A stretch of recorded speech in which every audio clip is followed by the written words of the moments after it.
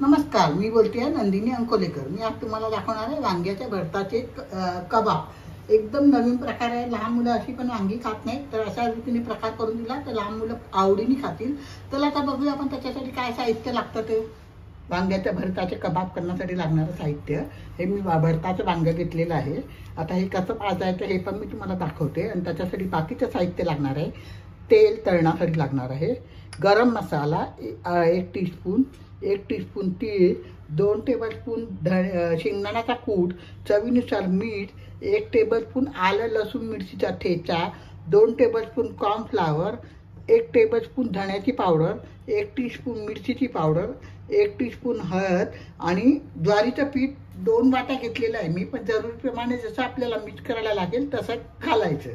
तर पहिल्यांदा आपण वांगं भाजून घेऊया। चला, मी असे चाकूने टोचे मारते। भाजताना नेहमी असे टाकून टोचे मारायचे, म्हणजे जरा ते आतपर्यंत चांगलं शिजतं। असे 2-3 तरी वर खाली करून टोचे मारायचे। आता त्याला आपण तेल लावायचं। सगळीकडे तेल लावलं ना की वांगं भाजून झाल्यानंतर साल खूप इझिली निघतं आणि एकदम सुटसुटीत होतं। त्याच्यामुळे आता तेल लावलंय। आता गॅसवरती मी रिंग ठेवते आणि ते भाजायला घेते। चला तर तुम्हाला दाखवते वांगं भाजतो ना त्याचप्रमाणे वांगं भाजून घ्यायचं सगळीकडे।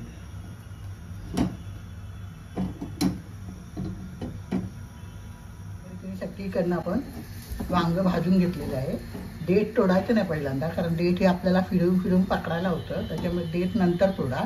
आता हे एका प्लेटमध्ये घेते मी आणि भांडं झाकून ठेवायचं त्याच्यावरती थोडा वेळ। थंड झालं ना की मग त्याची चाल पटापट निघते झाकून ठेवलं की।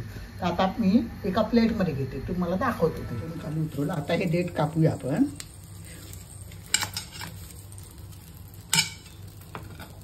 आणि हे झाकून ठेवायचं थोडा वेळ, एक 5 मिनिटं तरी, 5-6 मिनिटं तरी झाकून ठेवायचं। थंड झाला की मग त्याचं साल काढायचं। ते तुम्हाला मी परत दाखवते। थंड झालेलं आहे। आता आपण ते हाताने चांगलं सोलून घ्यायचं आणि मग त्याचं कुचकरायचं। चमच्याने कुचकरा, नाही तर हात स्वच्छ धुवून हाताने कुचकरलं तर जास्ती चांगलं। अशा रीतीने सगळं साल काढून घेते मी। साल काढून झालं। आता जरा ओपन केलं मधून असं मी। आता ते अजूनही थोडंसं गरम आहे, तर आपण हाताने हळूहळू सगळ्या त्याचा चुरा करून घेऊया। त्याच्यात 1.5 टेबलस्पून तेल टाकलं आहे। आता त्याच्यामध्ये पहिल्यांदा आपण तेल गरम झालं आहे, आता त्याच्यामध्ये पहिल्यांदा आलं लसूण मिरचीची पेस्ट टाकायची, ती परतवायची।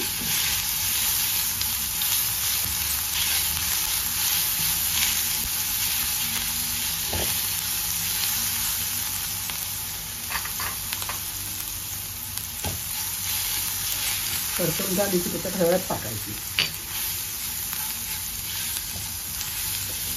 आणि वांग्याचा गर एकच वाटीने काढलाय, त्याच्यातलं अख्खं वांगं नाही घेतलंय मी। ते 1 वाटी वांग्याचा गर घेतलाय, तो टाकायचा। त्याच्यात मॅश करून घ्यायचा आता चांगला हाताने।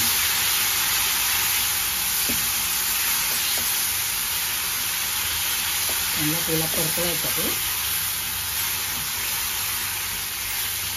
एक नवीन प्रकार आहे।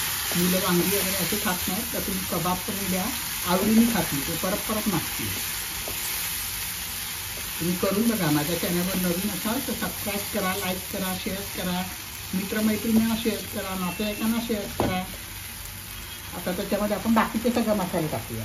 शेंगदाण्याचा कूट टाकते मी पहिल्यांदा, गरम मसाला टाकते थोडा, अर्धा टीस्पून गरम मसाला टाकायचा, 1 टीस्पून धनेजिरे पावडर आणि आपल्या चवीप्रमाणे मिरचीची पावडर, सगळं मिक्स करूया।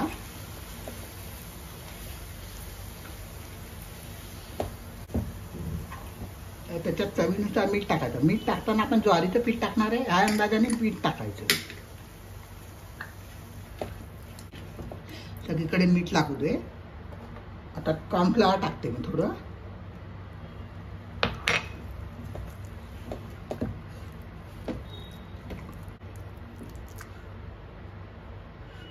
दोन टेबलस्पून ऑलमोस्ट टाकलं मी।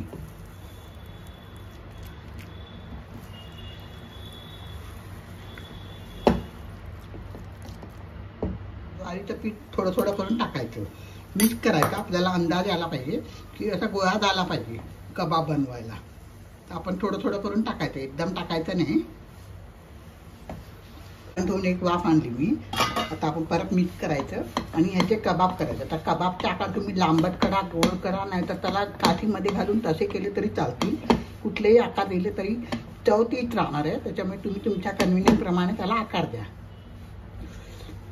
आता थोडंसं थंड होऊ द्यायचं आणि मग त्याला आपण कबाबचा आकार द्यायचा आणि फ्राय करायची. 1.5 वाटी मी पीठ घेतलं होतं ज्वारीचं. त्याच्यातलं मला आता अर्धा ते पाऊण वाटीत आपलं पीठ लागलं आहे. आता वरती आपण त्याला तेल लावायचे आहे. ते ऑप्शनल आहे, तुम्हाला पाहिजे असेल तर तुम्ही लावा, नसेल लावायचे तरी चालतील. जरासं थंड होऊ देऊया आणि मग त्याचे कबाब करूया. सारणाचे या गोळे करून घेतले आहेत. एक नवीन मी तुम्हाला आयडिया दाखवते. पेन्सिलीला गुंडाळून तुम्ही जर कबाब करू शकलात तर बघा. हुबेहूब कबाबचा आकार आला पाहिजे असं काही नाही आहे. हे बघा, आता पोकळ आकार येतो. नाहीतर आपण आपले नेहमी अशाप्रमाणे कटलाट केले तरी चालतील.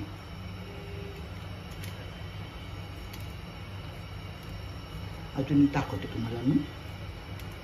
पेन्सिल आतमध्ये दाबायची त्याच्यात आणि गोल करायचं. त्याला हाताने असं दाबायचं. जरा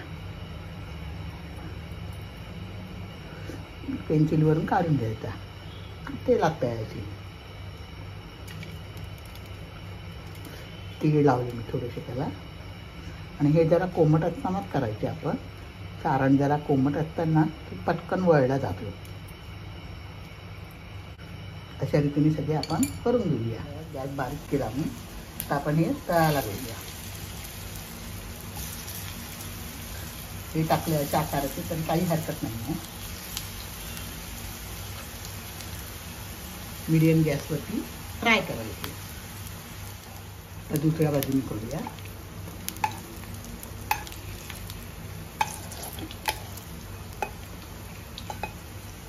दोन्ही बाजूने चांगले कुरकुरीत करून सर्व करूया. चला आता आपण चटणी करत सर्व करूया.